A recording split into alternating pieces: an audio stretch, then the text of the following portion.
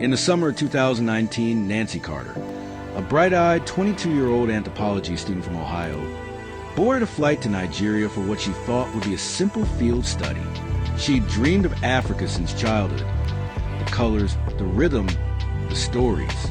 Her university had partnered with a cultural research program deep in Cross River State, and Nancy couldn't wait to explore the rich traditions she had only read about in books.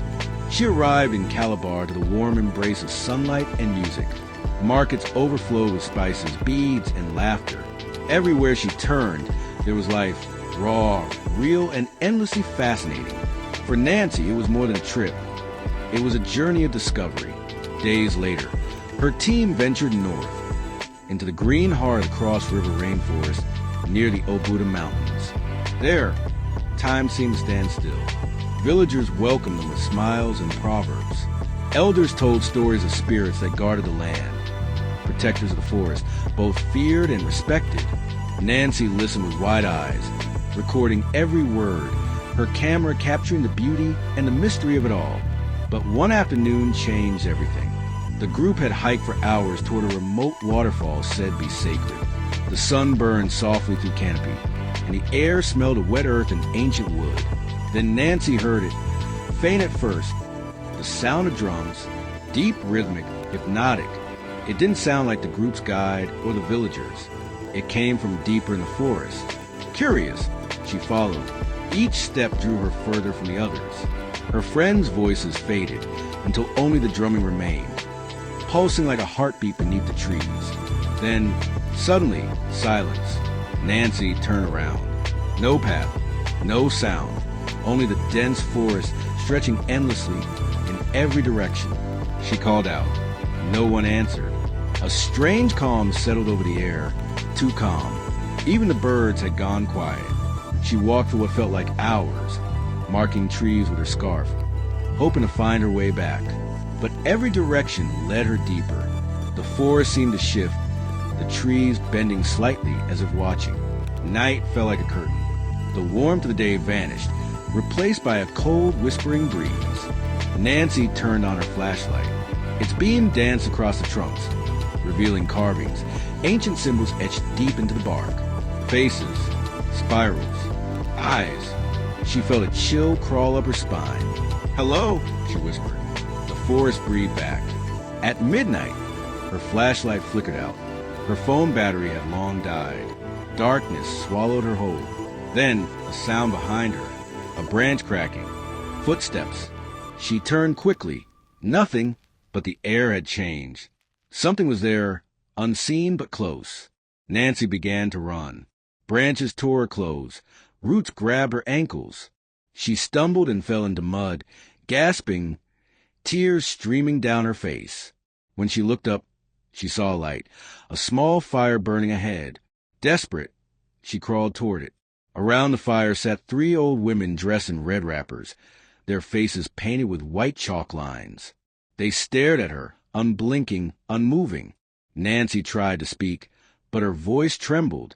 The oldest woman raised a hand and pointed at the bracelet on Nancy's wrist, a simple beaded trinket she bought earlier that day at the market. The woman spoke in a slow, deep voice. "Return." Nancy froze. "Please," she whispered. "I'm lost. I need help." But the women only repeated, "Return." Then, in a blink, the fire went out. Total darkness. When Nancy looked again, they were gone. She screamed, but her voice vanished into the forest. Fear consumed her. She fell to her knees, shivering, tears mixing with dirt. Somewhere in the distance, she heard humming, soft and strange. It was her own voice echoing back to her. Someone or something was mimicking her song. Dawn came slowly, a gray mist rolling between the trees. Nancy stumbled forward, hungry, dehydrated, her legs weak. She followed the sound of running water and found a wide river, its surface still as glass.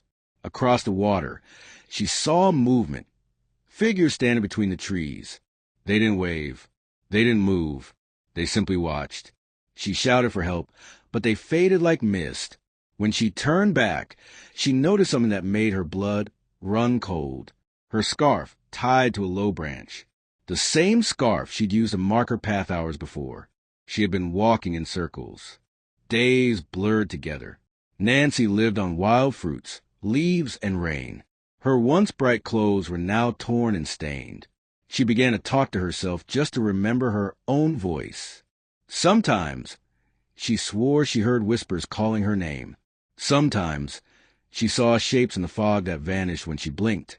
On the sixth night, thunder cracked the sky.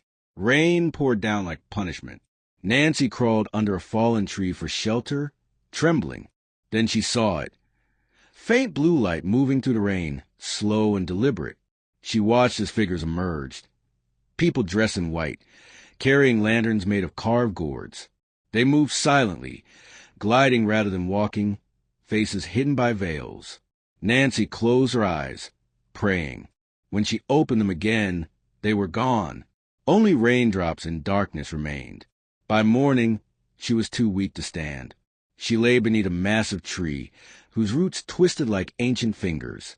She thought of home, her mother, her friends, the life she might never see again. Her breath slowed. Her mind drifted. Then footsteps, voices, louder this time. Human. When she opened her eyes, men were standing over her, hunters from a nearby village. They spoke in Efik and Pidgin English. One of them knelt beside her, whispering, "You shouldn't be here. This place is forbidden." They carried her out of the forest on a makeshift stretcher. The walk took hours, but she didn't remember most of it. When she awoke, she was lying in a small hut, a woman pressing herbs to her wounds. The hunters had saved her life. When she told them her story, the fire, the women, the singing voice, the old hunter shook his head slowly. He said, "That forest is not just trees. It remembers everyone who walks in. Some come out, some do not. The ancestors walked there." Nancy returned to the city days later. She was safe, but not the same. The authorities dismissed her story as confusion, dehydration, and trauma. But when she finally opened her camera, her hands began to shake. The final video clip, recorded before she went missing, had changed. There were new frames she had never taken. Blurred figures standing behind her in the shadows. Their eyes glowed faintly, reflecting light that wasn't there. And beneath the static, a faint whisper repeated a single word: return. Nancy never showed that footage publicly, but it haunted her. She returned to America, finished her studies, yet something inside her had shifted. She felt drawn back, as if the forest still called her name. 3 years later, she came back to Nigeria, this time not as a student, but as a filmmaker. Her documentary was titled "The Forest That Knows My Name." In it, she explored the stories, myths, and guardians of the land that had once nearly taken her life. In the final scene, Nancy stands at the forest's edge. The light is golden. Birds sing again. Children play near the trees. She smiles faintly and says, "Maybe I didn't get lost.